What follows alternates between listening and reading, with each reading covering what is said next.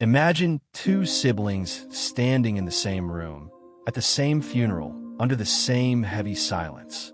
They grew up in the same house, heard the same stories, sat at the same table, and lived through the same years.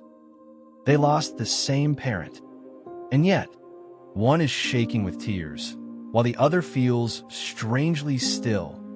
One speaks about the loss every day, while the other can barely say the name. Does that mean one loved more? Or does it mean grief is far more personal than we ever want to admit? We like to believe grief should look a certain way, that there is a proper timeline, a proper amount of crying, a proper way to break. When someone doesn't cry, we wonder if they're in denial. When someone is still hurting years later, we wonder why they haven't moved on. But grief is not meant to be a performance. It is not a single emotion. It is the collision between love and absence. And no two people ever experience that collision in exactly the same way. Because no two people lose the same person. A mother is never just a mother. To one child, she was safety. To another, she was guidance. And to another, she was distance, tension, and unanswered questions. The person may be the same, but the relationship was never the same. So what are we really grieving? It's not just the person. We are grieving the role they played in our lives. Then, there is memory. Some people remember laughter. Others remember pain. Some remember what was said. Others remember what was never said. The apology that never came. The goodbye that came too soon. The future that vanished before it had a chance to begin. Sometimes grief is not about the past at all. Sometimes it is the ache of a future that will never arrive. And then there is the identity.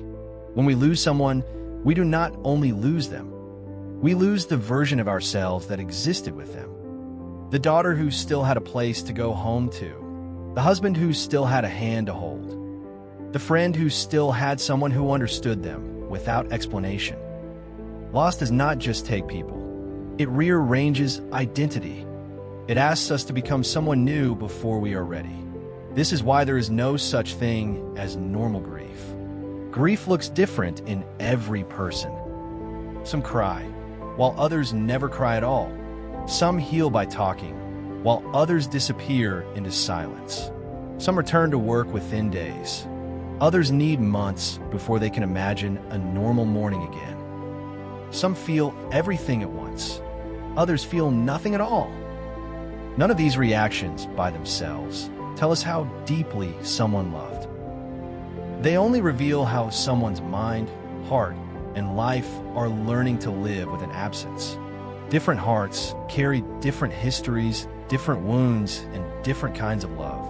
That is why grief can feel so confusing. Because grief is not measured by tears, nor is it measured by time.